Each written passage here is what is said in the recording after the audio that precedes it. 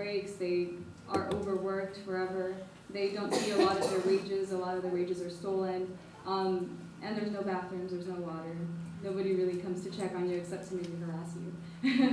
And so they live over there to this day, and I have since moved back to kind of continue and try to make conditions a lot better for the farm workers, but also for a lot of undocumented immigrants.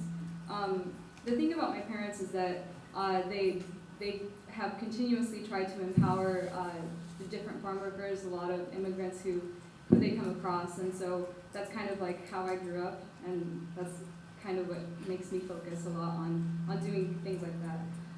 So with Tampa Dream Defenders, Dream Defenders as a whole in the state of Florida has endorsed a call to action that's called legalization for all. And what that means is that, like Elizabeth was saying, we do want a way for all the 11 million undocumented immigrants who are in this country and are continuing to come here for them to have legalization. And that doesn't mean any kind of restrictions. We don't want age limits. We don't want back wages. We don't want going to the back of the line 30 years and so forth. We want there to be legalization for all. And another thing that falls under this legalization for all call to action, it's a call to action, is we want no second-class guest worker program. Everything that keeps being introduced in the immigration bills keeps putting undocumented immigrants in second-class statuses. And what does that do? That just perpetuates the same thing that is continuously happening. If you're not regarding people as people, then you're just putting as not people, as not human. And we don't want that to be continued.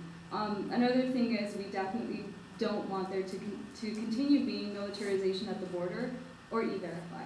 We feel that that's oppression. It's also spending at the border. I mean, I had it understood that ICE, Immigration Customs Enforcement, had spent $1.3 billion, but here I am hearing that it's, well, yeah, $18 billion. I mean, that's huge. I mean, where are we finding this money, number one? Because the last thing I heard was that there were being cuts to education, there were being cuts to public working, but yet we somehow find every year $86 billion to keep funding for militarization at the border, ICE, and secure communities. I mean, we could save so much money and put it back. But anyway, so that's number 3. Number 4 is we want there to be no expansion of the guest worker programs, which keeps putting people in a status that makes it indefinite for them to continue working in terrible conditions. If the conditions aren't going to change, why are we trying to keep putting people there? That's not the answer for the people. And number 5, we want everyone to kind of spread the word on this idea of legalization for all without militarization at the border, without harassing people at the workplace. The way that we are implementing it in Tampa is a couple of weeks ago, we actually, uniting with United We Dream, ACLU, and a couple of other groups, we have been trying to push for licenses for all undocumented immigrants.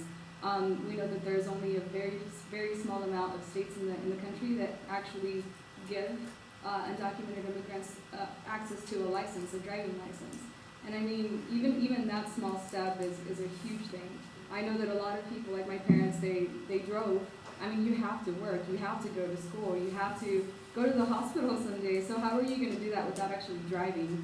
So we've been organizing to try to actually push licenses for all. We went to a town hall meeting and put it on the agenda. I think maybe, Tina, you were there? I can't remember. There were some people there. And it's also on WMF. But there seems to be a lot of interest around it, and we're going to keep pushing for it. Washington State, New Mexico, and Maryland, and even Illinois are currently the only 4 states that give access to licenses for undocumented immigrants, and why should Florida not be one of those states?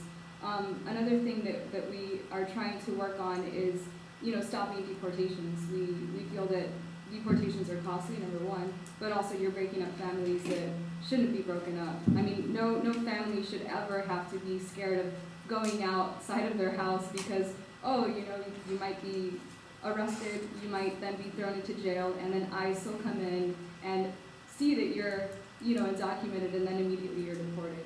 Or actually put into jails and having to work under slave conditions to continue producing things like Victoria's Secret garments and so forth. So yeah, that's kind of like what we're doing, and you know, I'll be open up to questions a little bit later, but thank you.